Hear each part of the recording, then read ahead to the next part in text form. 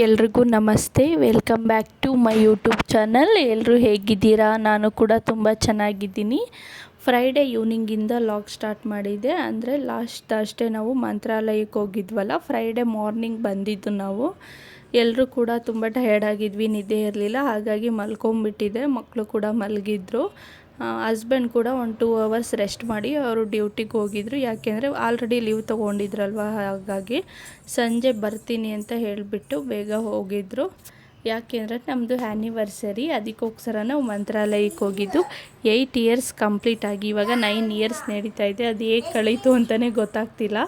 ಯಾಕೆಂದರೆ ನಮ್ಮದು love marriage. ಇನ್ನೊಂದೇನೆಂದರೆ ನಾವು 10 ಇಯರ್ಸ್ ಆಯಿತು ನಾನು ನಮ್ಮ ಮನೆಯವರು ಮೀಟ್ ಮಾಡಿ. ಬಟ್ ಇವತ್ತು ನಾವು ಅವತ್ತು ಹೇಗಿದ್ದು ಇವಾಗಲೂ ಕೂಡ ಹಾಗೇ ಇದ್ದೀವಿ. ಏನೂ ಡಿಫ್ರೆನ್ಸ್ ಇಲ್ಲ ನಮ್ಮಿಬ್ಬರ ಮಧ್ಯೆ.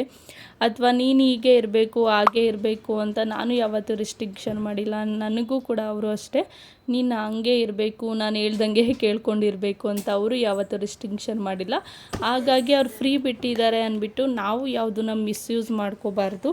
ಯಾಕೆ ಅಂದರೆ ಅದಕ್ಕೆ ಪ್ರೀತಿ ಅಂತ ಹೇಳೋದು. ಇಬ್ಬರಲ್ಲೂ ಅಂಡರ್ಸ್ಟ್ಯಾಂಡಿಂಗ್ ಇರಬೇಕು. ಯಾವಾಗಲೂ ಜಗಳ ಮಾಡ್ಕೊಳ್ಳೋದು, ನಾನು ಹೇಳ್ದಂಗೆ ಕೇಳ್ತಾಯಿಲ್ಲ, ನೀನು ಹೇಳ್ದಂಗೆ ನಾನು ಕೇಳ್ತಾಯಿಲ್ಲ ಅಂತೆಲ್ಲ ಕಿತ್ತಾಡ್ಕೋಬಾರ್ದು.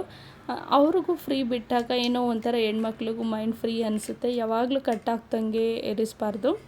ನಮ್ಮದು ಆ್ಯನಿವರ್ಸರಿ ಇತ್ತಲ್ಲ, ಅದಕ್ಕಾಗಿ ಮಲ್ಲಿಗೆ ಹೂವು ಸ್ವೀಟ್ನು ತಂದಿದ್ರು. ಕ್ಯಾಮ್ರಾ ಆನ್ ಮಾಡಿಡು ಅಂತ ಹೇಳ್ತಾಯಿದ್ರು, ಅದಕ್ಕೆ ನಗ್ತಾಯಿದ್ರು ಲಾಗ್ ಮಾಡ್ಕೊ ಅಂದ್ಬಿಟ್ಟು. ಯಾಕೆ ಅಂದರೆ ಸರ್ಪ್ರೈಸಾಗಿ ತೊಗೊಬಂದಿದ್ರು. ನಾನು ಲಾಗ್ ಮಾಡ್ತೀನಲ್ಲ ಇವಾಗ, ನನಗೂ ಕೂಡ ಏನಾದರೂ ಕಂಟೆಂಟ್ ಬೇಕಲ್ವ, ಅದಕ್ಕೆ ಎಲ್ಲನೂ ಲಾಗ್ ಮಾಡ್ಕೊ ಅಂತ ಅವರು ಕೂಡ ಹೇಳ್ತಿರ್ತಾರೆ.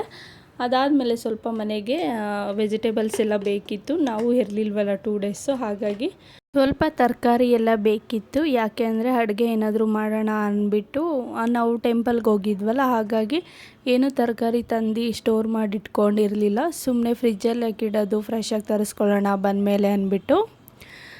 ನಾನು ಯಾವಾಗಲೂ ಜಾಸ್ತಿ ತಂದೆಲ್ಲ ಇಟ್ಕೊಳ್ಳೋದಿಲ್ಲ. ಅವಾಗ ಏನೇನು ಬೇಕೋ ಅದನ್ನು ಮಾತ್ರ ತರಿಸ್ಕೊತೀನಿ. ತುಂಬ ಫ್ರಿಜ್ಜಲ್ಲಿ ಇಟ್ಟಿರೋದು ಕೂಡ ತಿನ್ನಬಾರ್ದು ಅಲ್ವಾ, ಅದಕ್ಕೆ ಸ್ವಲ್ಪ ಮಕ್ಕಳಿಗೆ ಫ್ರೂಟ್ಸು ಎಲ್ಲ ಬೇಕಿತ್ತು. ನಾನು ಹೋಗಿ ತಗೊಂಬರೋಕ್ಕಾಗಿರಲಿಲ್ಲ. ಮಕ್ಕಳು ಕೂಡ ಇಬ್ಬರು ಇದ್ದಾರಲ್ವ, ಅವ್ರನ್ನೆಲ್ಲ ಕರ್ಕೊಂಡು ಹೋಗಿ ನಾವು ರೇಷನ್ ತರ್ತೀವಿ ಅಥವಾ ವೆಜಿಟೇಬಲ್ಸ್ ಎಲ್ಲ ತರಕ್ಕೆ ಹೋಗ್ತೀವಿ ಅಂದರೆ ಕಷ್ಟ. ಅದಕ್ಕೆ ನಮ್ಮ ಮನೆಯವರೇ ತಂದು ಕೊಡ್ತಾರೆ. ಇಲ್ಲಾಂದರೆ ಅವ್ರು ಬರೋದೇನಾದರೂ ಲೇಟಾದರೆ ಈ ಥರ ಆರ್ಡ್ರ್ ಮಾಡಿಬಿಡ್ತಾರೆ. ನಾನು ಕೂಡ ಎಲ್ಲ ಎತ್ತಿಡ್ತಾಯಿದ್ದೆ. ಫ್ರಿಜ್ಗೆಲ್ಲ ಇಟ್ಬಿಟ್ರೆ ಸ್ವಲ್ಪ ಕ್ಲೀನ್ ಮಾಡ್ಕೊಳ್ಳೋಣ ಅಂದ್ಬಿಟ್ಟು. ಸಂಜೆ ಪೂಜೆ ಎಲ್ಲ ಆಗಿತ್ತಲ್ವ, ಹಸ್ಬೆಂಡ್ ಕೂಡ ಅಡುಗೆ ಏನು ಮಾಡಬೇಡ ಅಂತ ಹೇಳಿದರು. ಹೊರಗಡೆ ಹೋಗೋಣ ಅಂದ್ಬಿಟ್ಟು ನಾನು ಬೇಡ, ಮನೇಲಿ ಏನಾದರೂ ಮಾಡ್ತೀನಿ ಅಂತ ಹೇಳಿದ್ದೆ. ಆದ್ರೂ ಹೊರಗಡೆನೇ ತರಿಸ್ಕೊಂಡು ತಿಂದ್ವಿ. ಮಕ್ಳು ಇಟ್ಕೊಂಡು ಆಚೆ ಹೋಗ್ಲಿಕ್ಕಾಗಲಿಲ್ಲ. ನೈಟು ನಾನು ಅಲ್ಲಿಗೆ ಲಾಗ್ ಎಂಡ್ ಮಾಡಿದೆ. ಮಾರ್ನಿಂಗ್ ಮತ್ತೆ ಬ್ರೇಕ್ಫಾಸ್ಟ್ ಏನಾದರೂ ಮಾಡೋಣ ಅಂದ್ಬಿಟ್ಟು ರೆಡಿ ಮಾಡ್ತಾಯಿದ್ದೆ.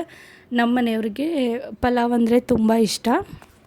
ಪಲಾವೇ ಮಾಡು ಅಂತ ಹೇಳಿದರು. ಹಾಗಾಗಿ ನಮ್ಮದು ಆ್ಯನಿವರ್ಸರಿ ಕೂಡ ಇತ್ತಲ್ವ, ಸಾಟರ್ಡೆ 15th. ಹಾಗಾಗಿ ಪಲಾವೇ ಮಾಡೋಣ ಅಂದ್ಬಿಟ್ಟು ವೆಜಿಟೇಬಲ್ ಪಲಾವ್ಗೆಲ್ಲ ರೆಡಿ ಮಾಡಿ ಇಟ್ಕೊಂಡಿದ್ದೆ. ಸ್ವಲ್ಪ ಚಕ್ಕೆ, ಮರಾಠಿ ಮಗ್ಗು, ಪಲಾವ್ ಎಲೆ, ಏಲಕ್ಕಿ ಎಲ್ಲ ಹಾಕಿಬಿಟ್ಟು ಚಿಲ್ಲಿ ಕೂಡ ಹಾಕಿದೆ. ಫ್ರೈ ಮಾಡಿಬಿಟ್ಟು ಸ್ವಲ್ಪ ಒಂದು ದಪ್ಪದು ಈರುಳ್ಳಿ ಕಟ್ ಮಾಡಿ ಇಟ್ಕೊಂಡಿದ್ದೆ, ಅದನ್ನು ಕೂಡ ಹಾಕ್ಬಿಟ್ಟು ಚೆನ್ನಾಗಿ ಫ್ರೈ ಮಾಡಬೇಕು. ಹಾಗೆ ರೆಸಿಪಿಗೂ ಕೂಡ ಶೇರ್ ಮಾಡ್ತಾಯಿದ್ದೀನಿ. ನಾನು ಲಾಗ್ ಮಾಡಿ ಇಟ್ಕೊಂಡಿದ್ನಲ್ವ, ಹಾಗಾಗಿ ಮಿಕ್ಸ್ ವೆಜಿಟೇಬಲ್ಸ್ನ ಈ ಥರ ಕಟ್ ಮಾಡಿ ಇಟ್ಕೊಂಡಿದ್ದೆ.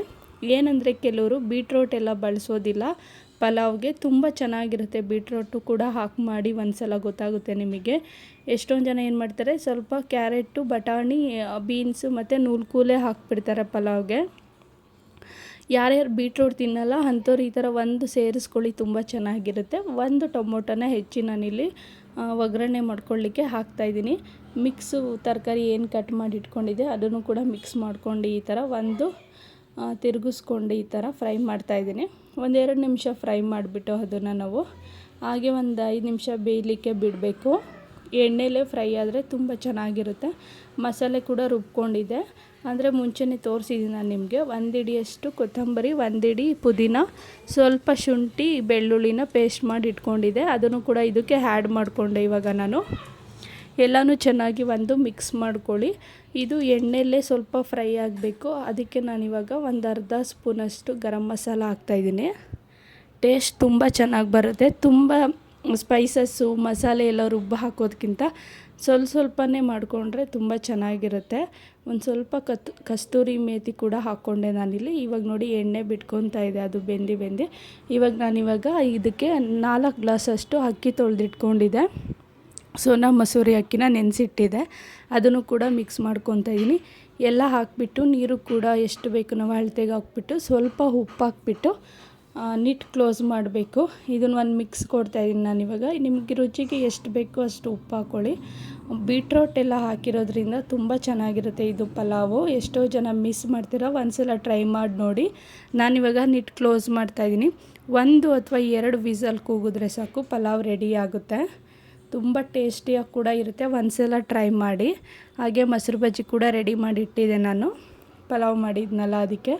ಇವಾಗ ನೋಡಿ ಎಷ್ಟು ಚೆನ್ನಾಗಾಗಿದೆ, ಉದುರೋಗಿ. ಕುಕ್ಕರಲ್ಲಿ ಮಾಡಿದ್ರೆ ಆಲ್ಮೋಸ್ಟ್ ಚೆನ್ನಾಗೇ ಆಗುತ್ತೆ, ಬಟ್ ಒಂದ್ಸಲ ನೀವು ಟ್ರೈ ಮಾಡಿ ನೋಡಿ. ನೀವು ಯಾವ ಥರ ರೆಸಿಪೀಸ್ ಮಾಡ್ತೀರಾ ಕಮೆಂಟ್ ಮಾಡಿ ತಿಳಿಸಿ. ಇನ್ನೂ ಏನಾದರೂ ರೆಸಿಪೀಸ್ ಬೇಕು ಅಂದರೆ ಕಮೆಂಟ್ ಮಾಡಿ. ಎಲ್ಲನೂ ನಾನು ಇವಾಗ ಒಂದು ಮಿಕ್ಸ್ ಮಾಡ್ತಾಯಿದ್ದೀನಿ. ಅಂದರೆ ಕುಕ್ಕರಲ್ಲಿ ಮಾಡೋದ್ರಿಂದ ಮೇಲ್ಗಡೆ ಹಾಗೇ ಇರುತ್ತೆ ವೆಜಿಟೇಬಲ್ಸ್ ಎಲ್ಲ. ಸ್ವಲ್ಪ ಮಿಕ್ಸ್ ಮಾಡಿಬಿಟ್ಟು ನಮ್ಮ ಮನೆಯವ್ರಿಗೆ ನಾನು ಹಾಕ್ಕೊಡ್ತಾಯಿದ್ದೀನಿ. ಪಲಾವ್ ಜೊತೆ ಮೊಸರು ಬಜ್ಜಿ ಮಾಡಿದ್ದೆ, ತುಂಬ ಚೆನ್ನಾಗಿತ್ತು ಟೇಸ್ಟ್ ಕೂಡ. ಲಾಗೇನು ಕಂಟಿನ್ಯೂ ಮಾಡಲಿಲ್ಲ ನಾನು, ಯಾಕೆ ಅಂದರೆ ಸ್ವಲ್ಪ ನನಗೂ ರೆಸ್ಟ್ ಬೇಕಿತ್ತು.